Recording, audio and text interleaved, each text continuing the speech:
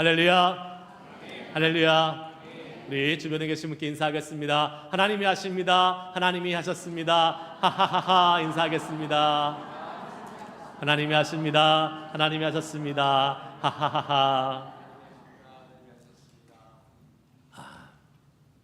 제가 물 마실 동안 계속 하셔야 되는데 네, 끊어지니까 조금 어색합니다.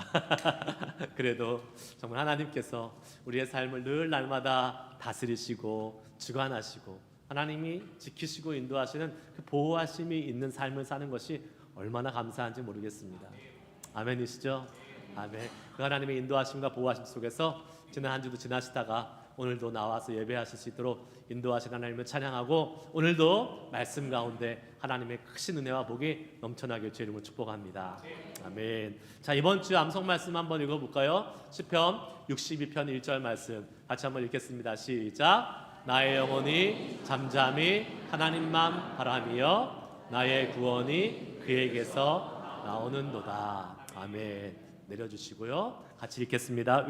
암송하겠습니다. 시작. 나의 영혼이 잠잠히 하나님만 바라며 나의 구원이 그에게서 나오는도다. 아멘. 이번 한 주 동안 잠잠히 하나님을 많이 묵상하셨던 한 주가 되셨으라고 믿습니다. 아멘. 돌아오는 이번 주 시편 62편 2절 말씀 함께 우리가 암송할 텐데요. 같이 한번 읽어보면서 먼저 우리 가슴에 새기겠습니다. 읽습니다. 시작. 오직 그만이 나의 반석이시요 나의 구원이시요 나의 요새이시니 내가 크게 흔들리지 아니하리로다. 아멘. 오직 하나님만이, 다른 것이 아니라 오직 하나님만이 우리의 뭐예요? 반석이시요 구원이시요 요새이십니다. 그 하나님만을 의지하는 자가 흔들리지 않는 겁니다. 할렐루야. 다른 것 의지했다가 또 여기에 마음 뒀다가 저기에 뒀다가 흔들리는 것이 아니라 하나님만, 하나님께만 우리의 마음을 집중하고 그 주님만을 바라볼 때에 하나님이 우리의 삶에 도우심, 구원, 요새 반석이 되심을 믿습니다. 그 주님 앞에서 흔들리지 않는 삶 살아가시기를 주의 이름으로 축복합니다. 아멘. 자, 이제 오늘 말씀 같이 함께 살펴보겠습니다. 말씀의 제목 한번 따라해 볼까요? 소금과 빛의 사명. 소금과 빛의 사명이라는 제목을 가지고 오늘 함께 말씀 나누려고 합니다. 여러분, 이 세상에 많은 종교가 있습니다. 많은 종교들이 있는데 대부분의 종교들이 추구하는 바가 있습니다. 자신들이 소망하고 자신들이 도달하고 싶은 어떤 수준이 있지요. 그 수준에 도달하기 위해서 이들은 개인 수련을 많이 요구합니다. 그리고 그 개인 수련은 대부분 속세를 떠나서 외딴 곳에 지내면서 자신의 몸과 마음을 갈고 닦는 그러한 개인의 수양을 많이 요구하는 것을 알게 됩니다. 예를 들면 불교 같은 경우는 어떻습니까? 불교의 사찰은 대부분 어디에 있죠? 산 속에 있습니다. 깊은 산 속에 있어요. 그래서 절에 가려면 우리가 먼 외곽진 곳으로 가고 산에 이렇게 올라가야 되는 것을 알 수 있습니다. 물론 지금 불교가 기독교를 너무나 많이 벤치마킹 해가지고요, 개척 사찰이 많이 지금 도심 주변에 나와 있는 것을 보게 됩니다. 그러나 원래 사찰들은 다 산 속에 있지요. 원래 불교는요 속세를 떠나는 종교입니다. 그래서 그렇게 속세를 떠나는 것을 뭐라 그래요? 출가한다 그러잖아요. 출가해서 이제 먼 외딴 곳에 가서 개인의 수련을 하는 것이 바로 자아성찰을 하고 또 열반의 경지에 이르려고 하는 것이 바로 불교의 모습입니다. 대부분의 종교가 이와 비슷하다고 볼 수 있어요. 자기 스스로의 수련과 성찰을 통해서 일정한 경지에 이루고자 목표하는 것. 그렇기 때문에 이들 많은 종교들은 어떻게 합니까? 세상과 단절하죠. 단절하고 세상과 모든 것을 끊고 자기의 그러한 어떤 수련, 영성을 위해서 노력하는 것을 보게 됩니다. 그런데 그럼 우리 기독교는 그렇지 않습니다. 완전히 반대예요. 우리 기독교는. 우리는 세상 속으로 오히려 들어갑니다. 세상과 끊고 산속으로 들어가는 것이 아니라 세상 속으로 들어가요. 여러분, 처음 교회가 생겨날 때부터 산속이나 외딴 곳이 아니라 우리가 살아가는 삶의 터전, 마을, 도시 위에 교회들이 세워졌다는 것을 우리는 잘 알고 있습니다. 사람이 많이 모이는 마을 한복판, 도시 한복판에 교회가 세워졌어요. 사람들과 함께 부딪히면서 삶의 모습을 보여주고 드러나는 것이 우리 기독교이고 교회의 모습인 것입니다. 혼자 수양하던 종교가 아니지요. 기독교는 함께 공동체를 이루고 그리고 세상에서 본이 될 수 있는 참된 모델의 모습들을 보여주는 것, 그것을 중요하게 생각하고 강조해 왔다는 것을 우리는 기독교의 역사를 통해서 알 수 있는 것입니다. 여러분, 이렇게 여러 사람들에게 좋은 영향을 주고 그렇게 이끌어줄 수 있는 참된 모델이 될 수 있는 사람들, 그 사람들이 많아져야 우리 기독교가 세상으로부터 존경받고 인정받을 수 있으리라고 믿습니다. 여러분, 사막에서 낙타를 타고 이동하는 무리의 모습을 한번 마음속에 그려보십시오. 어떤 그림이 떠오르십니까? 사막을 이동하는 그 낙타들의 낙타를 타고 이동하는 무리들을 보면 어떻게 가죠? 한 줄로 쭈르륵 서서 줄을 맞춰서 가는 것을 보게 됩니다. 이유가 무엇인지 아십니까? 사막에는요, 모래바람이 많이 부는데 그 모래바람부터 저항을 줄이고 안전하게 가기 위해서 일렬로 서서 앞에 있는 낙타를 따라가는 것이 가장 체력 소모를 줄이고 안전하게 갈 수 있는 방법이기 때문에 그렇다고 합니다. 앞에서 가는 제선두에서는 낙타가 중요한 것이죠. 여러분, 이 비슷한 원리가 스포츠에서도 적용됩니다. 여러분, 스포츠에서 페이스메이커라는 말 혹시 들어보셨어요? 페이스메이커? 장거리 달리기 같은, 마라톤과 같은 장거리 달리기를 할 때요, 정식 선수가 아닙니다. 그런데 페이스메이커가 맨 앞에서 일부러 빨리 뜁니다. 일부러 빨리 뛰면서 선수들이 기록을 단축할 수 있도록 그 작용을 해주는, 도와주는 역할을 하는 사람들을 페이스메이커라고 이야기를 합니다. 그리고 이 사람들은요, 앞에서 뛰기 때문에 바람도 막아줘요. 그래서 바람의 저항도 덜 받게 해서 진짜 선수들이 좋은 기록을 낼 수 있도록 도와주는 사람들을 페이스메이커라고 합니다. 실제로 2003년도 런던 마라톤에서요, 남자 선수 5명이 여자 마라톤 선수의 마라톤 경기에 페이스메이커로 참여했습니다. 5명이요, 맨 앞에서 뛰는 거예요. 이 사람들은 정식 선수도 아니에요. 여자 마라톤 경기예요. 그런데 앞에서 서서 뛰면서 바람도 막아주고 또 여자 선수들보다 좀 빨리 뛸 수 있는 남자들이니까 그들을 이끌어가면서 기록을 단축시키도록 만들었어요. 그리고 실질적으로 영국의 한 선수가 그 뒤에서 달리면서 세계 신기록을 냈던 그러한 경우가 있었습니다. 이렇게 앞에서 달리는 선수도 그렇고 사막의 낙타의 행렬에서도 맨 앞에서 가는 그런 낙타도 그렇고요. 뭐든지 제일 앞에서 서서 가는 사람이 희생하고 헌신하게 될 때 그때에 뒤따라오는 사람들이 도움을 받을 수 있다는 것이지요. 어찌 보면 그 앞에 있는 사람들이 뒤에 따라가는 선수들의 본이 되어주고 모델이 되어준다라고 이야기할 수 있을 것입니다. 여러분, 오늘 본문 말씀에서 너희는 세상의 소금이라 라고 시작되면서 말씀이 오늘 진행되고 있는데 예수님께서 여기 너희라고 말하니 너희는 누구일까요? 바로 예수님의 말씀을 듣기 위해서 모였던 사람들이라고 이야기할 수 있을 것입니다. 예수님의 말씀을 듣고 예수님의 말씀을 따라 살기로 했던 그러한 결심을 했던 사람들이라고 할 수 있겠지요.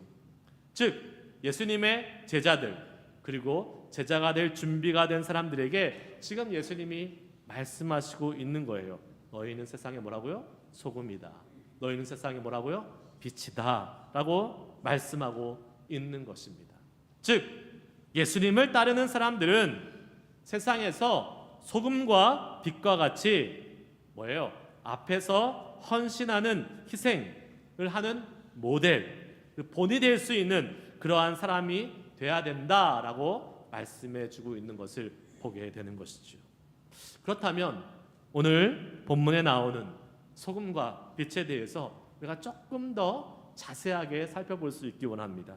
그래서 우리가 어떻게 본이 되고 어떻게 모델이 되는 모습을 살아갈 수 있을지 한번 살펴볼 수 있기 원합니다. 첫 번째, 우리 한번 따라해 보겠습니다. 살맛 나게 하는 소금이 되어야 됩니다. 13절 전반부의 말씀에 너희는 세상의 소금이니라고 시작하고 있는 것을 보게 됩니다. 예수님께서 너희는 세상의 소금이니라고 말씀하셨을 때에 여러분, 소금이 가지고 있는 이미지를 한번 우리는 쉽게 떠올려 볼 수 있을 것입니다. 소금 하면 무슨 기능이 제일 먼저 떠오르십니까? 맛의 기능이 떠오르세요. 맛의 기능이 떠오르지요. 얼마 전에 우리 토요 아침 예배 때 이렇게 치킨 sup을 어떤 우리 분이 끓이셨어요. 그런데 끓이셨는데 우리 끓이신 분이 워낙 건강을 생각하셔서 소금을 전혀 안 넣으신 것 같아요. 이렇게 딱 먹으니까 어때요? 심심하죠. 밍밍하잖아요. 그러니까 사람들이 제일 먼저 찾는 게 소금입니다. 그래서 소금 찾아서 이렇게 먹었던 기억이 있습니다. 압니다. 일부러 안 넣으신 것. 기호에 맞춰서 양껏 넣어서 먹으라고 그렇게 하신 건 알죠. 여러분, 소금이 들어가지 않으면 음식에 맛이 나지 않습니다. 밍밍하고 싱겁고 음식이 맛이 날 리가 없지요. 그래서 소금이 중요한 것입니다. 지금이야 마트에 가서 소금 사면 그만입니다. 그런데 옛날에는요, 소금이 얼마나 귀했습니까? 그래서 소금을 돈 대신에 사용하는 적도 있었던 것을 우리는 알고 있지요. 그런데 여러분, 이렇게 맛을 내는 소금이라고 해서 소금이 또 많이 있으면, 소금만 많이 있으면 될까요? 아니, 그렇지 않습니다. 소금만 많이 있는 곳에서는요, 소금의 맛을 분별할 수가 없습니다. 그냥 짜게 되는 거예요. 아무리 좋고 아무리 귀한 것이라고 할지라도 소금만 있으면 아무 소용이 없는 것이에요. 제가 이스라엘 단기 선교 성지순례 2번 다녀왔는데 첫 번째 갔을 때예요. 그냥 이스라엘 그 지중해 음식에 완전히 질려버렸습니다. 제가 원래 그 지중해 음식 좋아합니다. 팔라펠이나 험스 이렇게 그런 것들, 그리고 막 그 지중해 음식들이 어떻게 야채를 막 찹해가지고 쓸어가지고 많이 먹는 그런 스타일의 음식이 지중해 음식이에요. 그래서 저 이 베이에리아에도 그런 음식 파는 곳들이 있습니다. 그래서 가서 종종 먹곤 했어요. 그런데 제가 첫 번째 이스라엘 성지순례 갔는데요, 호텔에 갈 때마다 아침 저녁으로 그 음식이 나오는 거예요. 물론 여러 가지 음식들이 있었어요. 그런데 기본적으로 베이스로 깔려 나오는 게 그 샐러드가 쫙 있고 그 매일 같은 똑같은 음식을 베이스로 해서 먹어야 됐던 기억이 있습니다. 제가 아무리 좋아하는 음식이라 하더라도 그것을 매일같이 2주 동안 먹으니까요, 어떻게 됩니까? 질려요. 물려서 못 먹겠어요. 그래서 한 3일 지나니까 빨리 집에 가고 싶은 생각이 들더라고요. 여러분, 한 이틀은 맛있게 먹었던 것 같아요. 그러나 계속해서 매일같이 먹으니까 똑같은 음식이 계속 있으니까 어떻게 돼요? 그것이 전혀 맛있지도 않고 전혀 저한테 매력적이지도 않더라고요. 무엇이든지 똑같은 것만 있으면 그 가치가 어떻게 될까요? 사라지게 되는 것입니다. 그 중요성이 사라지게 되는 거예요. 소금은 소금과 같이 있을 때 그 가치가 점점점 약해지게 되는 것입니다. 소금은 무엇과 같이 있어야 돼요? 소금이 아닌 것과 같이 있을 때에 그 가치를 발휘하게 되는 것이지요. 소금이 다른 음식에 들어갈 때 그 맛을 내는 중요한 역할을 하게 된다는 것입니다. 예수님께서 제자들에게 너희는 세상의 소금이다 라고 말씀하시는 것은 무엇일까요? 우리 크리스찬들이 세상에 들어가서 세상 사람들과 함께 있으면서 맛을 내라는 의미 아닐까요? 여러분, 우리 믿는 사람들끼리 있으면 좋죠. 믿는 사람들끼리 있으면 좋습니다. 그러나 우리는 뭐예요? 소금이잖아요. 소금끼리 있으면 맛이 분별이 됩니까? 안 됩니까? 안 되죠. 그래서 우리는 믿지 않는 사람에게 나가가서 소금의 맛을 낼 수 있는 그런 사명을 감당하게 되는 그러한 은혜가 있어야 될 줄 믿습니다. 소금은요, 맛을 낼 뿐만 아니라 또 중요한 기능이 하나 있습니다. 뭡니까? 음식을 상하지 않게 하는 부패를 방지하는 역할을 하게 되지요. 소금 많이 들어간 음식은 썩지 않습니다. 잘 썩지 않아요. 그런 음식을 염장 음식이라 그러잖아요. 염장 음식. 특별히 우리 한국 사람들이 염장 음식을 참 잘합니다. 대표적인 게 김치잖아요. 김치 만들 때 여러분 어떻게 합니까? 제일 처음에 배추를 소금에 절입니다. 푹 담가놓고 절이게 되지요. 그러면 어떻게 돼요? 소금에 절여진 배추이기 때문에 오랫동안 놓고 먹을 수 있는 것이에요. 그래서 김치를 한번 담그면 우리가 몇 개월 동안 먹을 수 있는 것이지요.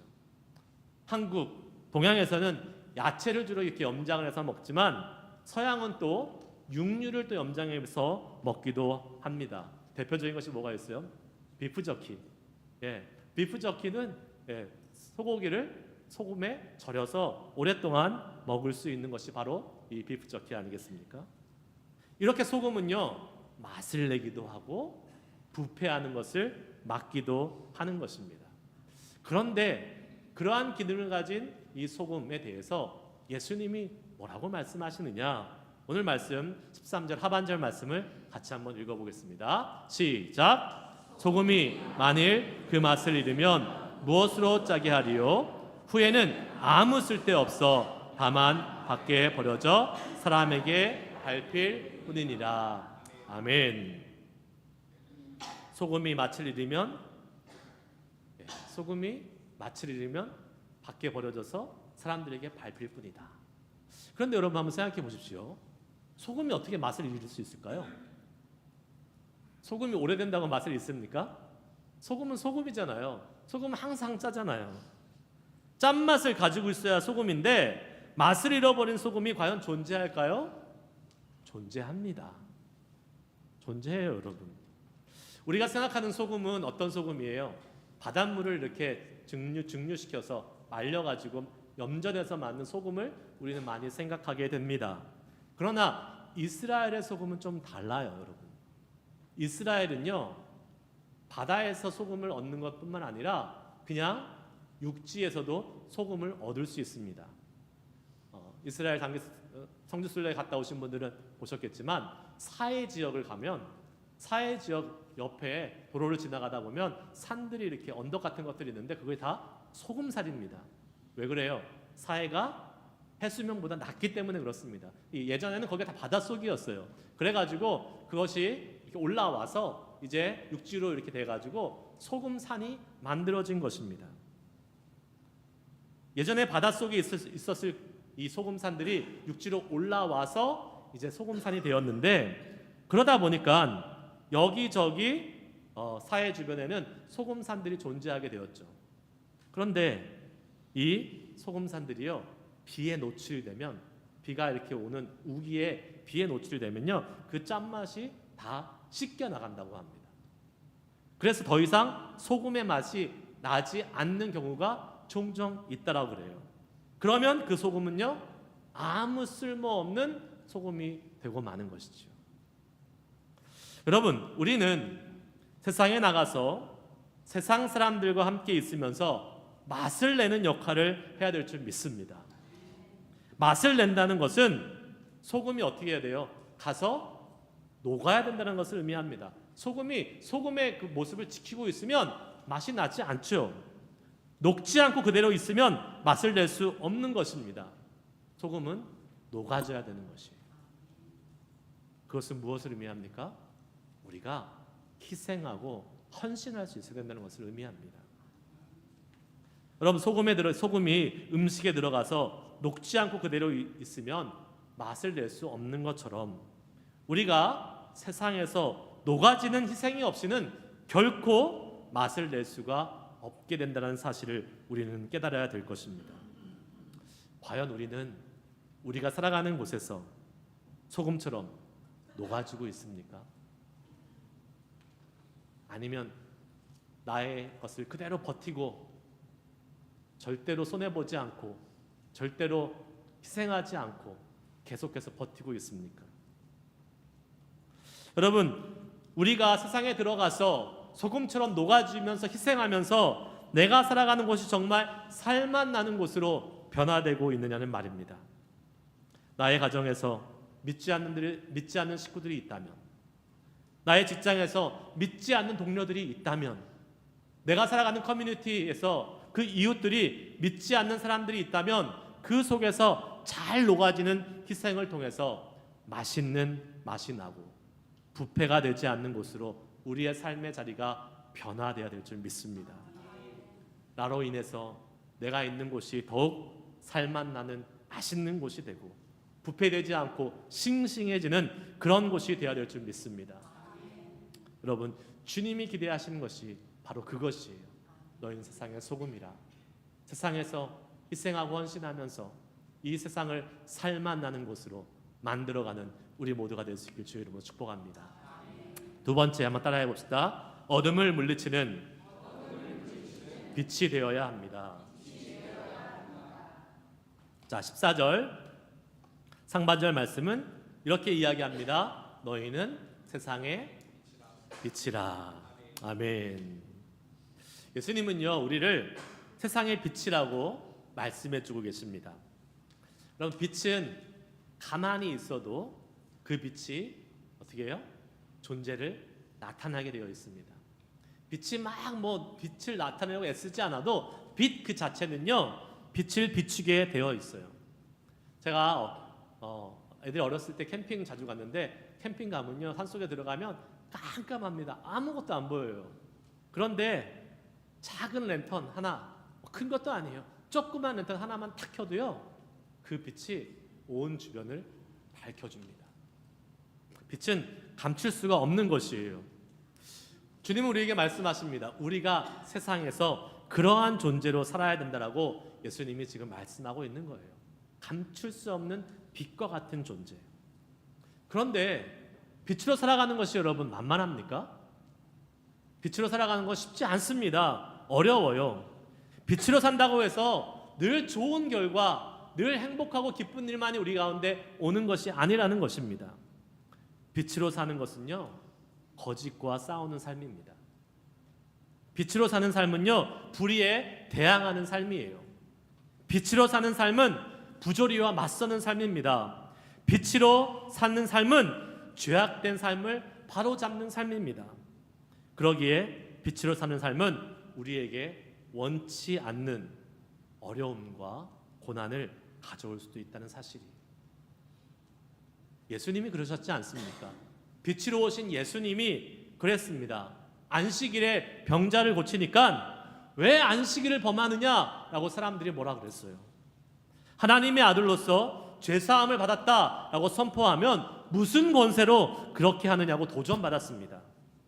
빛을 나타내는 삶은요, 저항이 있고 도전이 있을 수밖에 없는 것이지요.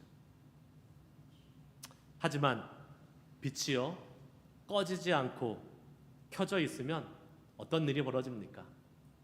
결코 어둠이 다가오지 못함을 믿으십시오.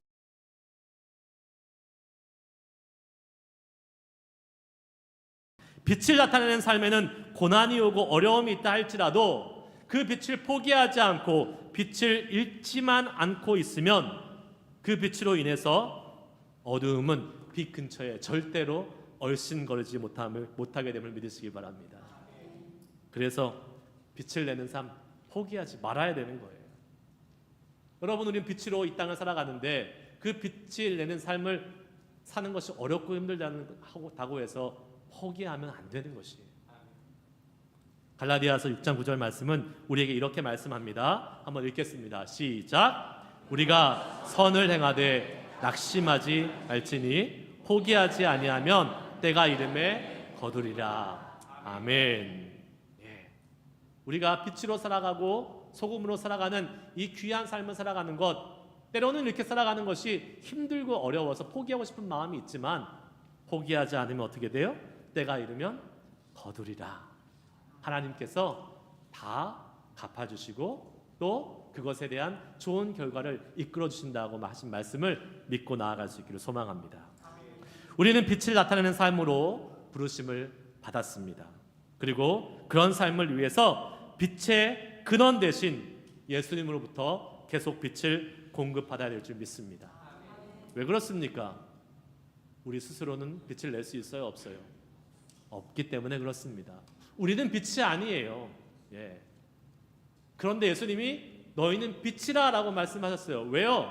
우리 안에 빛으로 오신 예수님이 계시기 때문임을 믿습니다. 빛으로 오신 예수님이 계시기 때문에 그 빛이 비춰지면 우리 안에 있는 예수님의 빛이 세상을 통해서 비춰질 수 있는 것이에요. 우리는 마치 그 아이들이 갖고 노는 야광봉과 같다고 볼 수 있어요. 야광봉, 여러분 아시죠? 야광봉. 그 야광봉을 처음에 이렇게 딱 뜯으면 그 야광봉이 빛이 납니까 안 납니까? 안 납니다. 그런데 빛을 나게 하려면 어떻게 돼요? 다른 빛에 비춰야 돼요. 불빛에 비추거나 햇빛에 이렇게 비춰놓고 있으면 그 빛을 받아서요, 나중에 밤에 환하게 빛을 발하는 것을 보게 되죠. 우리는 마치 그러한 존재예요. 우리 스스로는 빛을 발휘할 수 없지만 예수님이 우리 안에 빛을 비춰주시면 그 빛으로 인해서 우리가 그 주님의 빛을 나타낼 수 있는 사람이 될 수 있을 줄 믿습니다. 15절 말씀 같이 한번 읽어볼까요? 시작. 사람이 등불을 켜서 말 아래 두지 아니하고 등경 위에 두나니 이러므로 집안 모든 사람에게 빛이 느니라. 아멘. 빛이 되라고 말씀하시는 것은 통 안에 숨겨진 존재로 있으라는 것이 아니에요. 빛은 어떻게 해야 됩니까? 드러나는 곳에 있어야 되는 거예요. 어둠 속에 있는 것들이 드러나야 되는 것입니다. 여러분, 우리가 빛으로 살아갈 때에 예수님의 빛을 우리 가운데 품고 그 빛을 발하는 그러한 빛의 사명으로 살아갈 때에 우리 때문에 우리 주변에 있는 불의와 거짓과 부정이 무질서한 이러한 어둠이 사라지게 될 줄 믿습니다. 그러한 어둠에 함께 휩쓸려 사는 그러한 사람이 아니라 여러분, 우리는 그 주님의 빛을 발하면서 하나님의 자녀로 온전히 살아갈 수 있는 빛의 자녀 되시기를 주의 이름으로 축복합니다. 미국의 한 작은 마을에요, 매일같이 길가에 꽃을 심는 노인 한 분이 계셨습니다. 새벽마다 나와서요, 잡초를 뽑고 물을 주고 꽃을 가꿨어요. 그런데 그 길이 그 노인의 집 앞이 아니었습니다. 그리고 그가 자주 다니는 길도 아니었어요. 사람들도 많이 다니는 길이 아니었어요. 어느 날 한 청년이 그 노인에게 와서 물었습니다. 할아버지, 이 꽃을 누가 보라고 이렇게 심고 가꾸십니까? 이 길은 사람들도 지나다니지 않는 것 같은데 뭐 그렇게 수고를 하십니까? 라고 이렇게 물어봤습니다. 그때 노인이요, 미소를 지으면서 이렇게 대답했습니다. 맞아요, 청년. 하지만 언젠가는 누군가가 이 길을 지나갈 것입니다.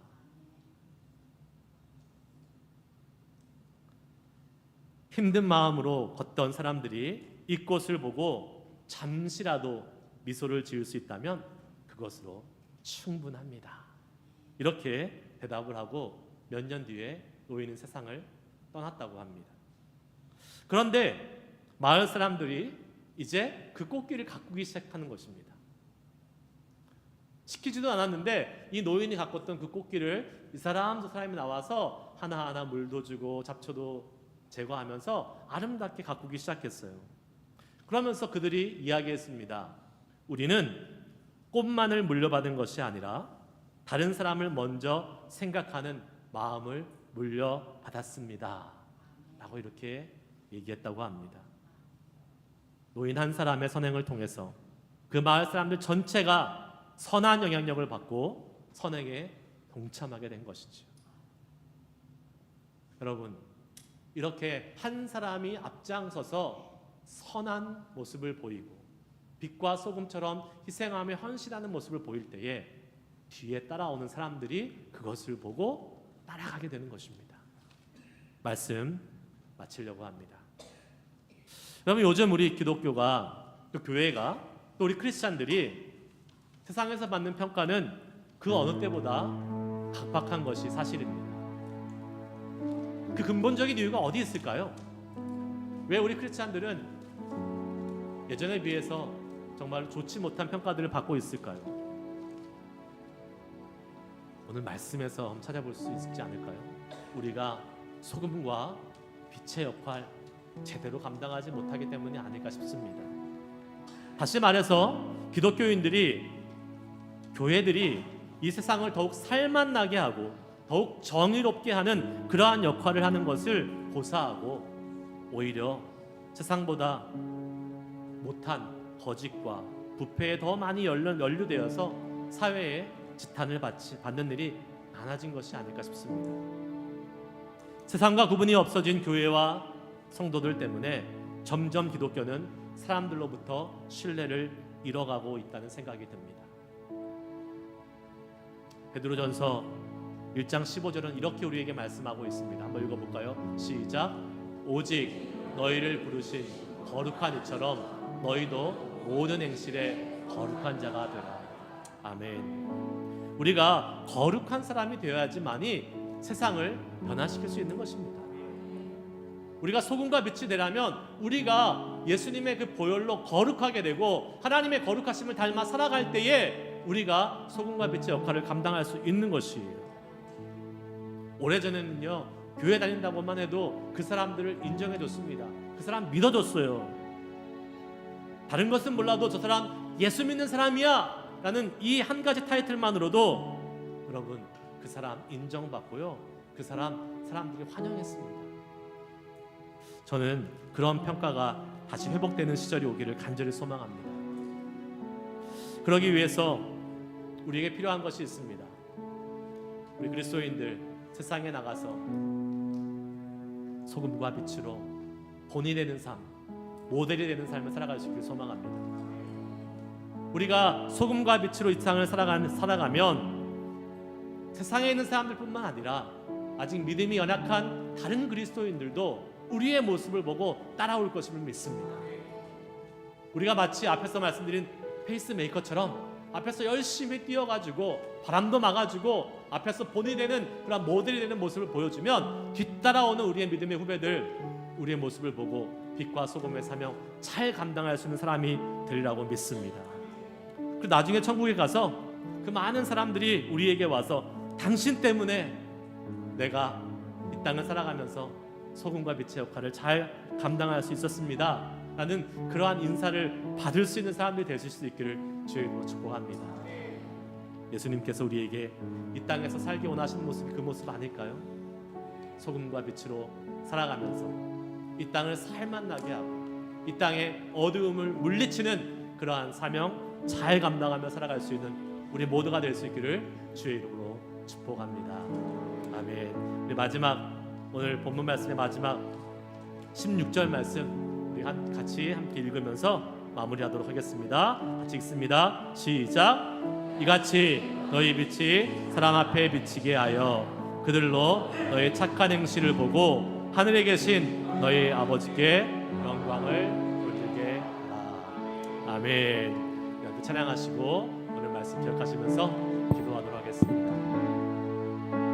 마지막 불렀던 찬양, 주님 오실 때까지 나는 이 길을 가리라. 주님 오실 때까지 우리에게 빛과 소금의 사명을 감당할 때에 우리에게 어려움도 있고 힘든 일도 있겠지만 주님 저희들 끝까지 이 길 감당하면서 하나님의 귀한 이 사명 감당하고 주님께 칭찬받는 그런 사람들로 살아가길 소망합니다. 우리 함께 찬양하시고 같이 결단하며 기도하도록 하겠습니다.